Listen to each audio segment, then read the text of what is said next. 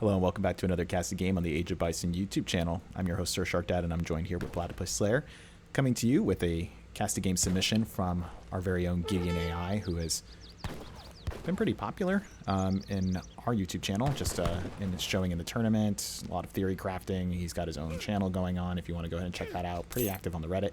So just all around great guy of the community. And we're coming at you with a Mexico mirror on Hungarian plains. Facing off with adventure mode. Thank you, sir, for allowing us to cast over your game. This is not a map that I feel like I play too often on, but it is a nice one. Very nice. Like, plenty of options here. What are you thinking about this map and this matchup? I mean, in a Mexico mirror, anything can go, right? Like, anything is possible. Correct. To be completely honest with you, this map has a lot of openness, and it tends to kind of promote raiding and contains, which, because it's a mirror matchup and it's two civs that get up early, I have no idea what to expect, but it might be decided very early. But I don't know adventure mode, but Gideon, of course, is famous for his, for lack of a better term, off-the-wall metas, right? He loves theory crafting. He loves looking at underutilized units, underutilized cards, shipments, etc. And Mexico, the Civ, is really geared towards these type of, gotchas, right? And using tactics and different strategies than like a normal Civ would. So I have no idea what Gideon's going to do. And adventure mode, as a fellow Mexican main, who freaking knows? So Yeah. we are in for basically the equivalent of two drunk people in the middle of the night with a bat trying to hit a piñata. Good analogy. So, and immediately off the wall. So, this is normal. Hacienda with two settler wagons coming in, but a trading post being put down on the House of Habsburg. Great. You get some great royal houses here. You get Habsburg and Jagiellon, and it's, I mean, just, I'm very, because this one is the one that gives you the Maillard, right? And then you have this awesome line infantry. The mountain infantry are great. Just, really great techs. I think they get grenadiers. Yes, they do. Pretty cheap tech, too. So he's got the natives locked down. Let's go ahead and take a look at the deck. I mean, you look at Mexico decks and what does it matter? But this is really weird. 20 sheep. Well, he's got it in his name, so we have a kind of a hint of what he's going to be going Baja. for. Again, Gideon basically wrote the Bible on Bajaing, right? Like, it's definitely his signature way to play the game, and he's very experienced in it. He definitely knows how to make this revolt that I think that people, they go back and forth on. I think the current meta understanding is it's a bit on the weaker side because it's an all-in, but Gideon is known to be like, nah, it's not an all-in. So we'll see what he does. Tlaxcala coming in. Let's go ahead and take a look at adventure mode. Much more standard-ish. Comanche, great card. Curacao, great card. He's got plenty of options all over the place if he wants to play 2, 3, 4. So we may see some revolts in his future, right? Trying to get to 4. These are some great stuff. 3. He may play standard Mexico.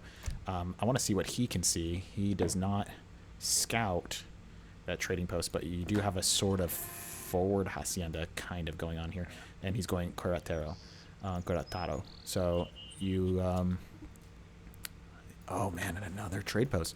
He's going for Jagiellon. So the thing is, though, as far as I'm concerned, he does have native treaties. Okay, never mind. Oh, and he's only aged up with Tlaxcala, right? Yeah, that's right. So, fun fact, Mexico and the United States, for reasons, air quotes, their native treaties do get to count their internal shipments. So, like Inca, the native alliances doesn't count. France, the House of Bourbon does not count. Mm-hmm. For both Mexico and the United States, their native treaties in H2 does, in fact, count. So he will actually get extra natives if he uses native treaties. He'll get the equivalent of 3 natives, even though it's a 2 native map. This is a kind of an under-known thing because there's no tooltip for it. But for all those watching, do be aware of North American civs, or I guess I shouldn't say North American, federal state civs age ups, because the devs have decided to allow USA and Mexico the only exception for an age 2 native treaty. Weird. And now we're seeing that native treaty come in, as well as 700 wood. He has now scouted that forward spot. He is going to go 10 Insurgente and going to add Soteador into the mix. And so this is going to be kind of curious. I think some early play may be good. I think he's going to need those units on the field because once those native treaties pop, let's take a look at what this pop is going to look like. Okay, so you get 4 line infantry, Lipka Tatar, and a shock rider. Shock rider. So pretty nice. And then he will get retroactively when he hits Oxcala, he'll get those 2 as well. Or I think it's Jesuits that come from that one. A selection of Jesuit and Mesoamerican features at your native embassy, yes. These guys have such great siege for being so cheap. And Trading Post going to go ahead and get siege down by adventure mode here. I don't think that Gideon is going to be able to really do much into this. The Salteador are probably going to counter the... Oh, I didn't realize. Well, they changed stances, right? So 10%. Yes. Yeah, so 10% range resist right there, but you can change it. Going to go ahead and drop down the Cathedral. Get that XP boost. I think he's going to revolt now. He does have... he is macroed for it. That's for sure.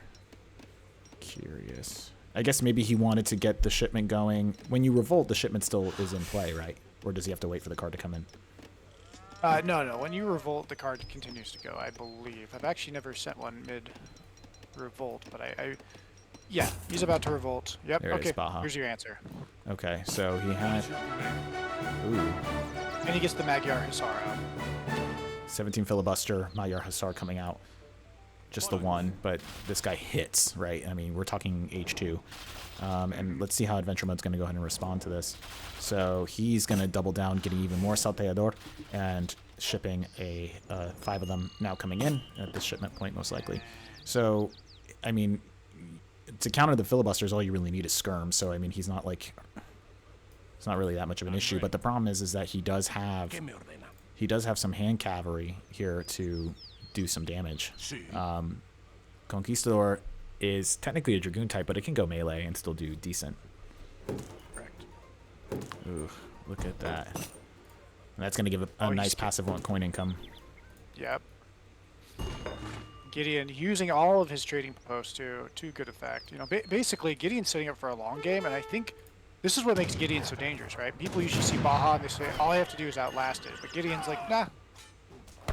Let's play a long game. Looking at this, okay, yeah. See, he's getting snared. So those salty doors are not doing fantastic. You know, they should beat this heavy long term. Okay, interesting. So Insurgente stepping up into the pocket, taking out that hand cavalry, but the Salteador are not performing very well. But good micro on his part for Adventure Mode, really going ahead and targeting individually. He took out a lot of Dragoons there. But I don't know. Soldado now coming up. Maybe not the best bet. And the thing is, too, is he gets chased off from his racks, but he has to be careful because those filibusters, almost like mini soldados, they have a very high siege attack for a musket. Trying to ignore the priests as well as the explorer, but it seems like they're going to continue to press on him, and he is now going to get wiped out. But he is not going to stay for the press, so he is going to continue to wreak some havoc. But this in itself is a very strong H2 push. Looks like Gideon now going for the stagecoach card. Potrero, and now going coach gun. Coach gun. What does that do now? It gives an attack. Oh, it gives you outlaws. Oh, shoot. Oh, that's and gnarly. then we just saw he actually, I don't know how we missed that, but he has a bunch of trade posts, and I think they're not upgraded for stagecoach. But does this? This does not give you stagecoach. Okay. There is a different card that acts like spice trade though. It knocks down the racks. This Hacienda is probably going to go down. And adventure mode now on the back. You know, again, this is an all-in revolt card. There's a lot of cards that increase the longevity of it. And Mexico, for as strong as it is, it's a bit tempo-ish. I'm going to be quiet here, though, because I think the Navajo pop. Yeah, big Navajo pop coming in and not taking out some of those promotable line infantry, but they just popped right in and, yeah, calling the oops there. Pretty rough. The oops. Yeah, that was rough, man. And those things are so good. For those that don't know, Mexico, on top of getting a massive skirm shipment, they also do more damage to villagers because... Why not? Why not? And but that was like the worst possible way. Those Navajo, they're fast skirm, so that really takes away a lot of the hit and run capacity. Well, here's the thing, though, is that eventually they have to, if he can survive, he has to, eventually Baja does slow down. At least that's the thinking, right? Wait, what is he shipping? Is that Walker's gang or whatever that he's shipping now? 7 random Wild West Outlaws, so he's just going to continue to add to this mass, but he seems to be having a little bit of a trouble pushing over Adventure Mode, who is still continuing to be in this fight. And he's trying to get more Cuatrero, but the problem is that these guys are... Oh, wait. Yeah, no, I mean, they're technically a goon. They're a goon. They do require a lot of population space, but one of the things about revolting is you get full 200 pops, so you don't really have a downside to building these goons. They're At least for better. the Baja Revolt, yeah, you get 200. Yeah, and they also get the area effect. Like, they're just better than other goons, and they come before most of us even get access to their goons. I feel like Adventure Mode can age up if he wants to, though, at this point. I think if he remacros a bit, I think he would be able to eventually hit H3. And I mean, but it's a little bit more difficult for Mexico to have their H3 option. Correct. Like, they do not have a fast age up unless they do the church pay, check, I 400 coin. Yes, at the church. So now the question is, what do you do here in Adventure Mode? Like, your score is looking rough. Baja is kind of grabbed in map control, and again, Baja can send this like super powerful spice, not spice trade, but a Silk Road kind of card that can help their eco. Again, in theory, revolts are always supposed to be kind of all-ins, but Baja has several ways, from the Shrine Sienda, where their shrines gather hunts infinitely like a shrine, to stronger trade routes. Like, it's not as simple as just waiting the clock. Like, you have to figure out a way to get into this game. Yeah, and he's trying to figure that out now. He's just going to continue to double down on getting the Salteador. Maybe easy on the macro. Another 5 batch coming out there. But he needs to get another house down, and he probably needs to get some more infrastructure. I don't know if outposts are necessarily worth it at this point, though, just because the amount of siege on the filibusters is, and also as well as the Bandito. Any of these outlaws, they just have that dynamite charged attack, so problematic at best if you're looking to go defensive here. And so Gideon's just kind of scouting around, trying to feel out the map. Let's go ahead and take off the Fog of War. He's looking for hunts. Again, these oh no. Oh, and Adventure Mode revolts now. But oh no, look at the Vills. Okay. Interesting. He's just like, okay. Soldier of Fortune having now come in. That's going to give coin and XP for every kill. Oh, here comes the huge mass. So he's kind of caught in between now. He may get just slammed in between these.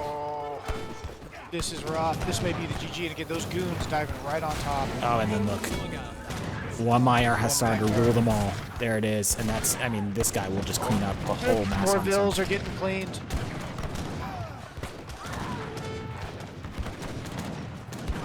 Oh, wow. This is just slaughter. Big Gideon all on top. And there's the GG being called. Yeah, absolutely. And quick as that, just resigning. Wow.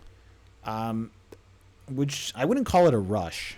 But definitely an odd H2 timing, falling right within that kind of comfortable gap between 2 and 3. And obviously very map specific, but if you know what you're playing on, you can get some really good natives, and then you just add to that mass. And I mean, that's the hero of the game, right? Is the natives here in this case.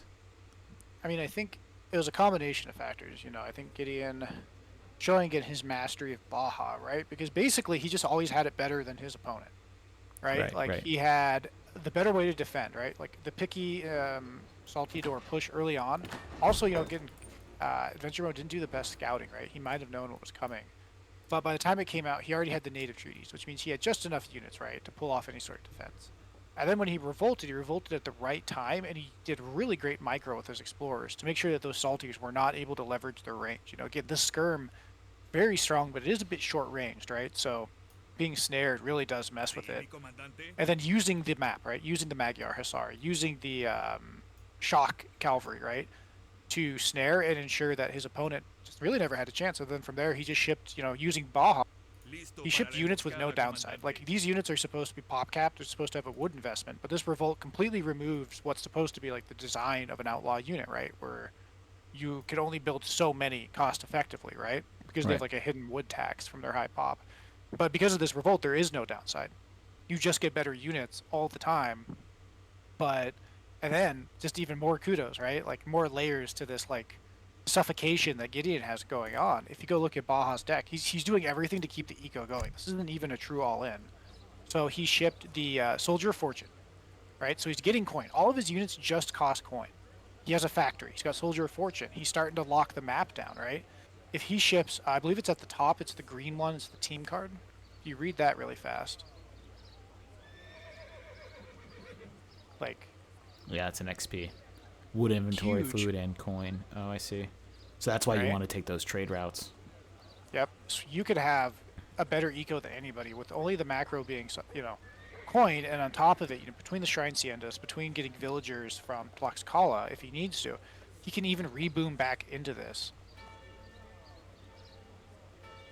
Wow. Yeah, I mean, it was just a crazy, like, just way of just utilizing basically using the whole Buffalo, as it were, right? Like, just every Yep. aspect of Baja California alongside the map just to make that really come together, be really punishing, and really have a varied mixed composition of 5, even 6 units, types that are coming in, and just all it took was, I mean, if Adventure Mode had maybe was able to revolt earlier and then get some falconets, maybe that could have made the difference.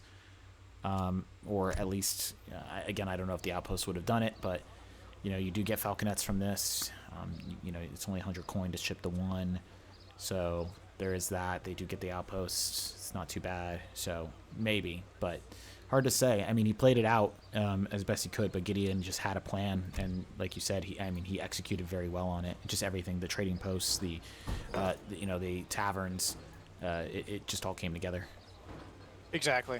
Gideon really, I think, showing his comfort is the key part there. Able to counter Mexico at every timing. And I think Adventure Mode just was not able to. He probably didn't know. Combination of scouting and the fact that, like, against Mexico, to be completely honest with you, sometimes it comes down to a bit of a coin toss. Like, there's no way to scout exactly what Mexico is going to do, right? Like, you can kind of get ideas. But with a play like Gideon, right, because the Baja power spikes are so strong, it can become almost like a game of, like, Shell, right? Where you're trying to pick the right cup to get the right counter out. And, I mean, look at that. Adventure Mode was totally outgathered him. But if you look at coin real fast, Yeah. right? Yeah. And that's the only eco that matters for Baja is the coin. So again, Gideon just excellent play there. And I think Adventure Mode, if you're out there, if you've had any more run-ins with Gideon, please let us know or leave a comment.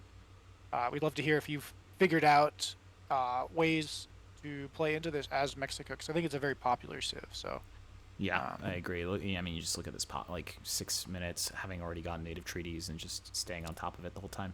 I mean, great on both players. Kudos, hats off to each. Thank you so much for listening to this casted game on the Age of Bison YouTube channel. Really appreciate it, guys. Go ahead and leave a like, subscribe. Make sure you're growing that channel for us. We really appreciate it. We're now past 700 subscribers. Really proud. Onwards to 1K. Thank you so much, and we'll see you in the next one.